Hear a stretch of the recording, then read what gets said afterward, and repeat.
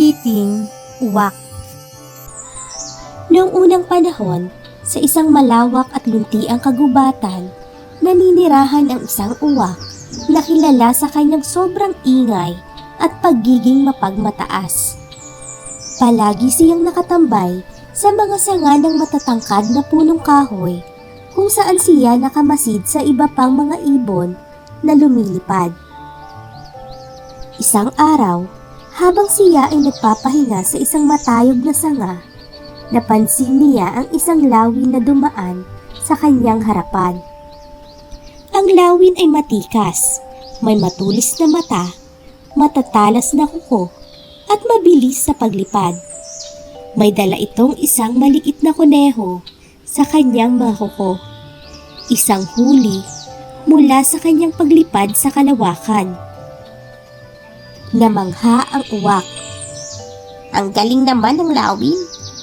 Bulong ng uwak sa kanyang sarili. Ang lakas at ang tapang niya. Kayang-kaya niyang manghuli ng malalaking hayop.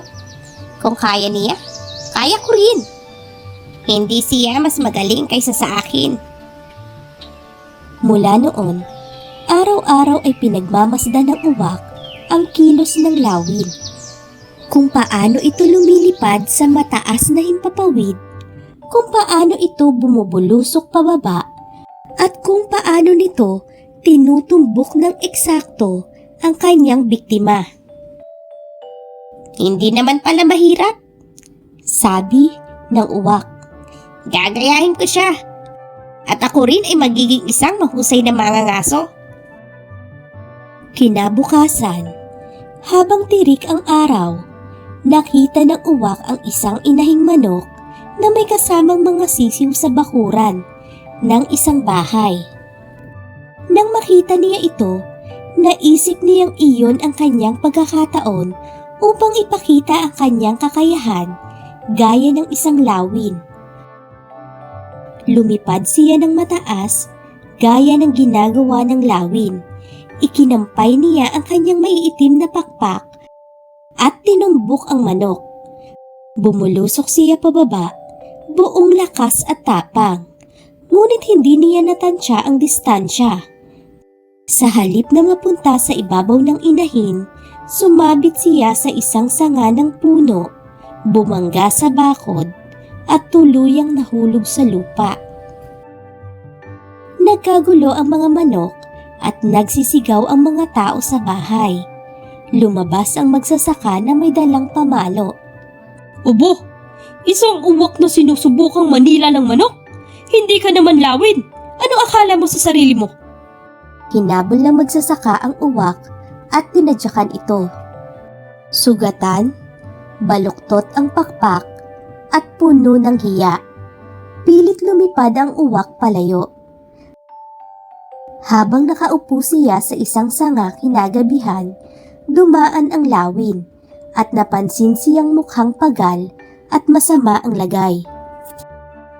Anong nangyari sa'yo, kaibigan? Sinusubukan kong maging katulad mo. Gusto ko sanang manghuli ng manok gaya mo. Akala ko sapat na ang lakas ng loob. Pero mali pala ako. Ako'y isang uwak lamang.